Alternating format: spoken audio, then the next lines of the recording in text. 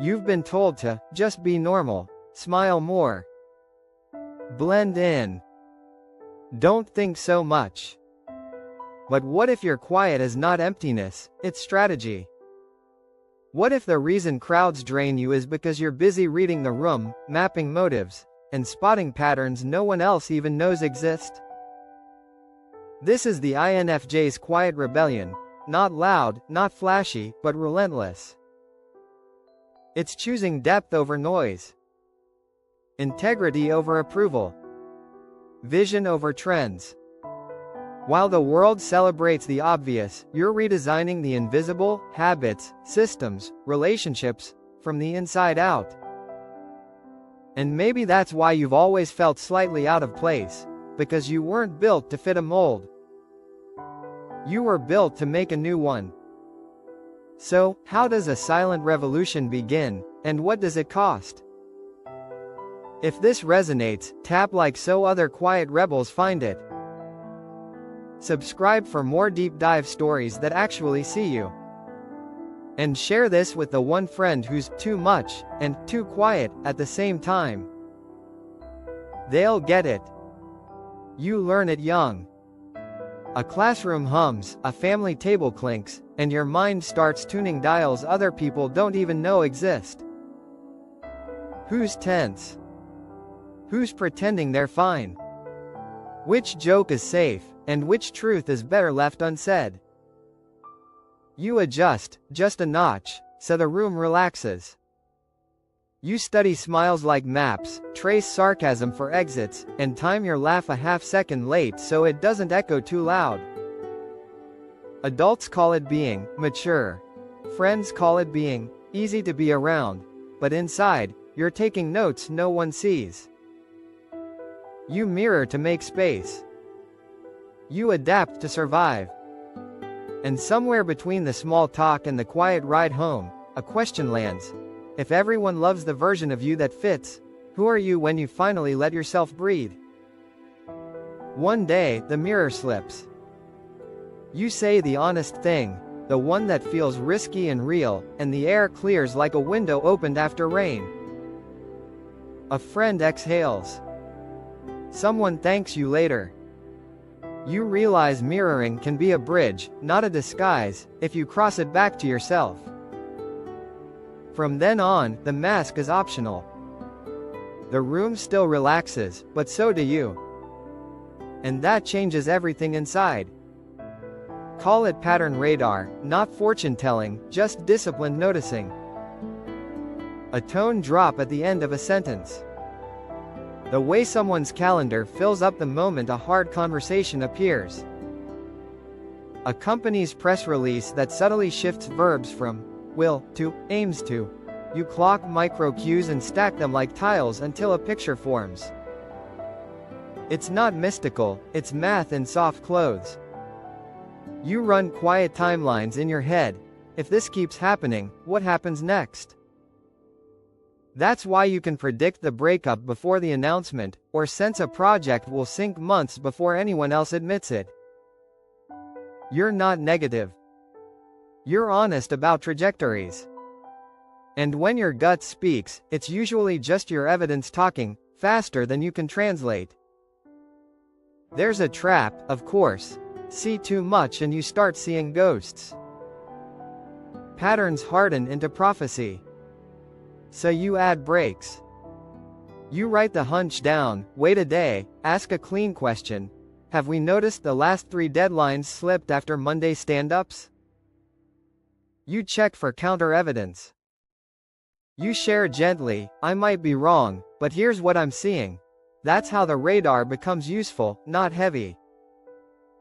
You catch burnout before it burns, pivot a plan before it sinks, and protect trust without theatrics. Because being early isn't about being right, it's about being responsible.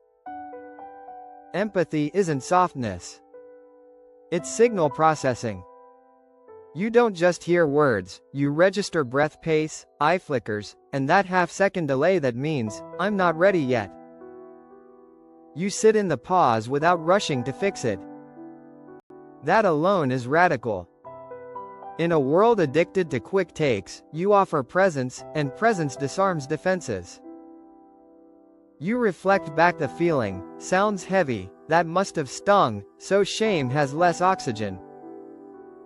But your kindness has a spine. You won't co-sign chaos, gossip, or performative, nice. You can love someone and still say, not like this. Empathy, to you, isn't absorbing everyone's pain, it's translating it into clarity, then choices. That's the quiet rebellion, tenderness with boundaries, compassion without self-erasure. You add structure so your heart doesn't fray. Simple scripts help.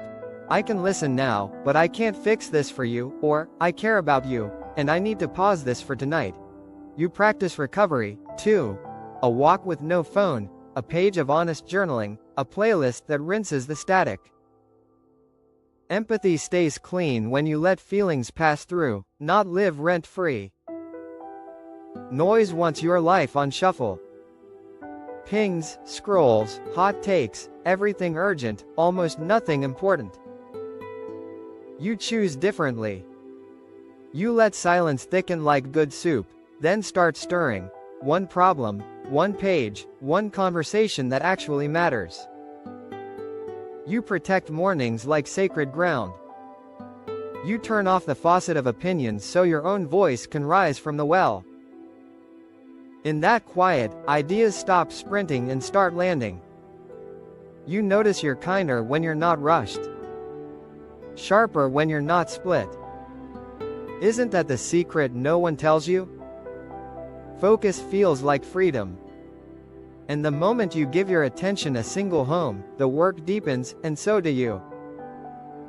Deep work becomes your quiet protest. You batch notifications, leave white space on your calendar, and trade endless updates for outcomes. A real book replaces 3 hot takes. A slow walk solves what 10 tabs can't. You learn the joy of missing out, not from cynicism, but from taste.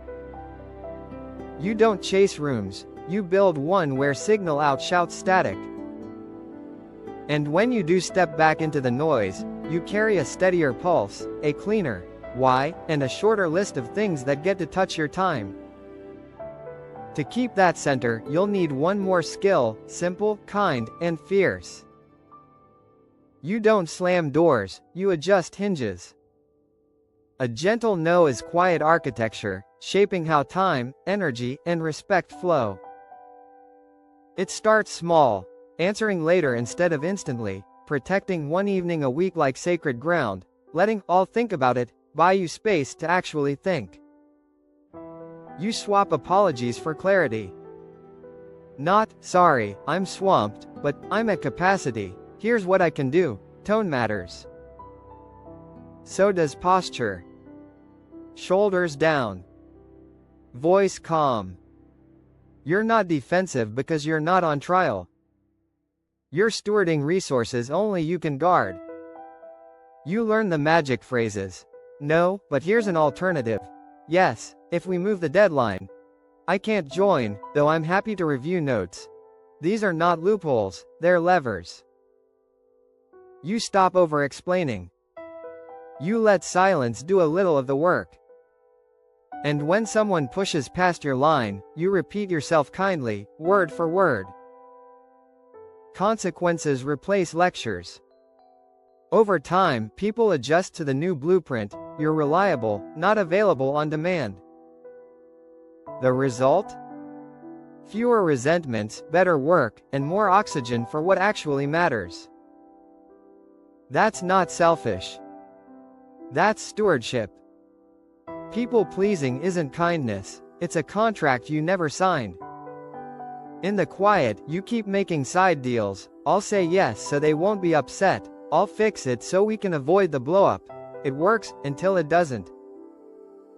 The bill shows up as resentment, a tight chest, a calendar you don't recognize. You notice your tells, over-explaining, delayed texts, the exhausted smile that means, I'm not okay, but I'll manage. Conflict avoidance feels safer than clean conflict, yet every unspoken boundary leaks. Here's the turn. You begin naming the trade. If I take this on, what drops? What does urgent really mean? The lights flick on. Shadow negotiations hate daylight. There's a firmer, kinder way to bargain, one that honors everyone, including you. You practice daylight bargaining. Clear ask, clean boundary, lived consequence. I can own A, not B. If B matters, we move the deadline or add help. You replace vague, I feel, monologues with specific requests. Time, scope, resources. You mirror once, I'm hearing it's urgent, and anchor twice, here's what I can deliver by Friday. You document decisions so history can't be rewritten. And when tension rises, you breathe, lower your voice, and choose repair over victory. Calm is your leverage. Clarity is your shield. Vision is gorgeous. Reality is gravel. You walk both roads. You start with a sketch only you can see, a calmer team, a cleaner product, a relationship that tells the truth. Then you translate wonder into work. One page. Problem, why it matters, what better looks like in plain numbers. You set a tiny hypothesis, 2 weeks, one lever, one metric that moves or doesn't. You recruit allies quietly, the steady doer, the honest skeptic, the person who'll tell you when the emperor has no clothes. Constraints become companions. Not enough time? Cut scope. Not enough budget? Prototype with cardboard and courage. You don't wait for permission. You earn it with outcomes. You ship in loops. Tiny demo, quick feedback, small corrections. You keep a decision log so future you remembers why you chose the hard path. Perfectionism tries to hijack the wheel. You answer with constraints. 2 hours, good enough, move. Done is kinder than perfect, especially for work that must breathe to improve. When something flops, you don't spiral, you autopsy it. What did we assume? What actually happened? What will we test next?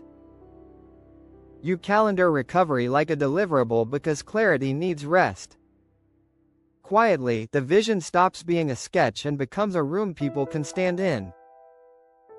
That's the real win, not applause, but alignment. And yet, the hardest builds aren't products or teams. They're relationships, where love can blur the blueprint.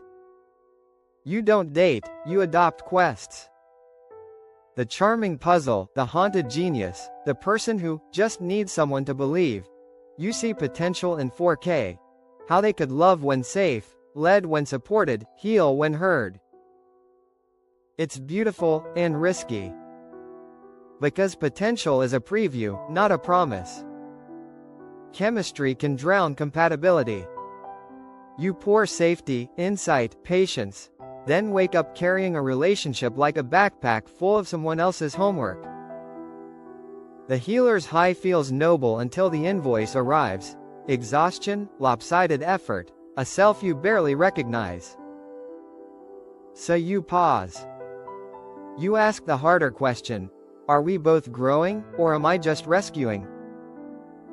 You reframe love from rescue to reciprocity. Green flags get practical, shared initiation, repair after conflict, consistent effort without prompting. You watch behavior, not speeches. You set terms that honor both hearts. I can walk with you, not for you. You notice your body's verdict. Do you breathe easier around them? Do you like who you are with them? You trade grand sacrifices for small, steady bids, check-ins, apologies that land, plans kept. If growth stalls, you say the quiet brave thing. This isn't mutual enough. Some stories end. That's not failure, it's fidelity to truth. Because love, to you, is not a theater of dramatic rescues. It's two adults choosing, daily, to carry the weight together, and put it down when it's time to rest. You don't rally crowds, you recalibrate rooms. Leadership, for you, starts with environment, clear norms, generous assumptions, and meetings that end with actual owners, not vague optimism. You model what you want repeated, arrive prepared, speak briefly, listen fully, write decisions down. You praise in specifics so effort knows it was seen. You ask the question that unlocks stalled minds. What would this look like if it were easy? Psychological safety isn't a poster. It's the way people breathe when you're around. They risk more because you punish neither honesty nor experiments that fail responsibly. Influence becomes architecture, not spotlight. Design the structure, and the culture stands up straighter. You make room for other voices. Credit flows outward, responsibility flows inward. You delegate with edges, clear outcomes, freedom on the how check-ins that respect autonomy. When conflict sparks, you surface it early and keep it small. Two truths can live here. Let's design a third option. Postmortems focus on systems, not suspects. You protect decision velocity, enough data to move, enough humility to course correct. Over time, people stop performing and start building. That's your signature, not a louder stage, but a stronger spine inside the team. The work speaks. You don't need to. A different life doesn't appear, it's engineered. You start with energy, not hours. Mornings are for making, afternoons for meetings, evenings for meaning, walks, books, the kind of conversation that leaves oxygen in your chest. You keep a social budget like money, a few rich dinners over 10 thin coffees. Your phone sleeps outside the bedroom. A weekly review resets the compass. What gave life, what drained it, what gets cut. You keep a lighthouse list of people and projects that always deserve your best attention, and a not anymore list to protect the edges. Rituals become the rails. Same chair, same tea, same playlist, so your mind knows where to land. You become deliberate about inputs. Fewer streams, cleaner water. You curate your feeds like a garden, unfollowing what spikes adrenaline and planting what grows wonder. Weekends hold a Sabbath shape, no performing, just being. You schedule boredom on purpose so imagination can stretch its legs. Money aligns with meaning, fewer impulse buys, more patronage of the things you want to see exist. Friendships move from default to chosen family, small circles, deep roots, honest repair. And when the world shouts, bigger, faster, now, you answer with a calm, measurable life. Legacy over likes, service over spectacle. The rebellion was never noise. It was design. And you're living it, quietly, fully, on purpose. Want a practical companion piece? Watch Never Test the INFJ, next.